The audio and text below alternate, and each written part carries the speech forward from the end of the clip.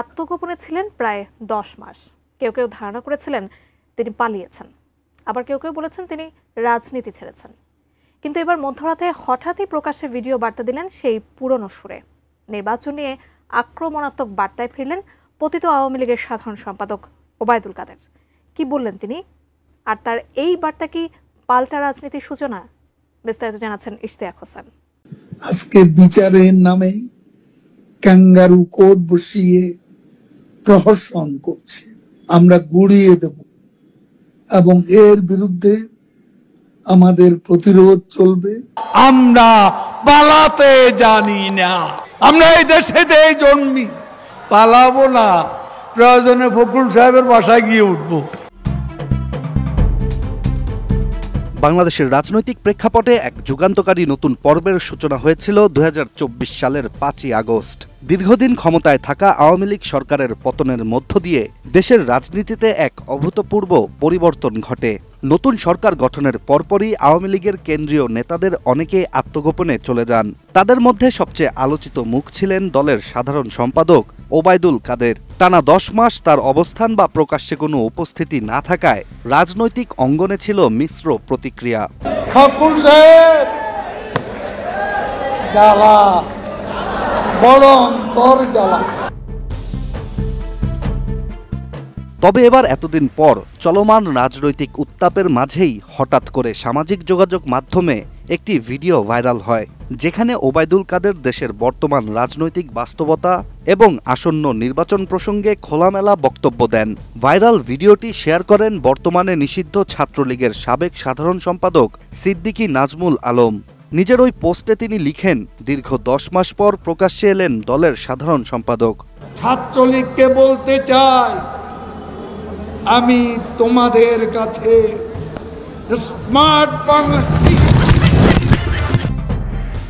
এদিকে ভিডিও বার্তায় ওবায়দুল কাদের স্পষ্ট ভাষায় বলেন, আওয়ামী লীগকে বাদ দিয়ে বাংলাদেশে কোনো বিশ্বাসযোগ্য, গ্রহণযোগ্য বা নিরপেক্ষ নির্বাচন হতে পারে না।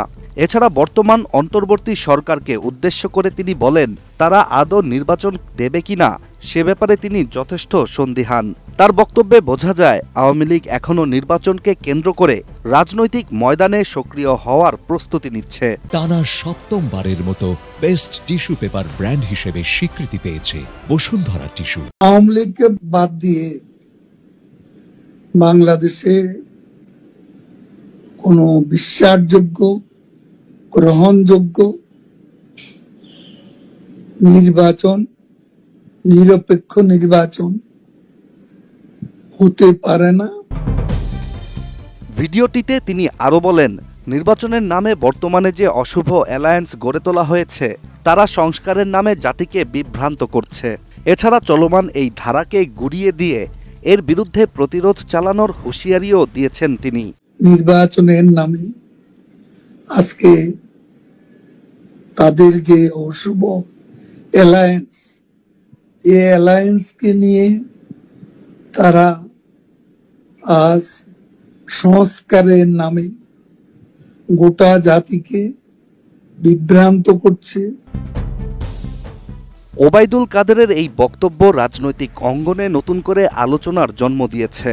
তার প্রকাশ্যে আসা, নির্বাচন ইস্যুতে বক্তব্য দেয়া এবং বর্তমান সরকারের সমালোচনা সবকিছু মিলে একটি নতুন রাজনৈতিক বাস্তবতার দিক ইঙ্গিত করছে। আওয়ামী লীগকে বাদ দিয়ে বাংলাদেশে কোনো বিশ্বাসযোগ্য, গ্রহণযোগ্য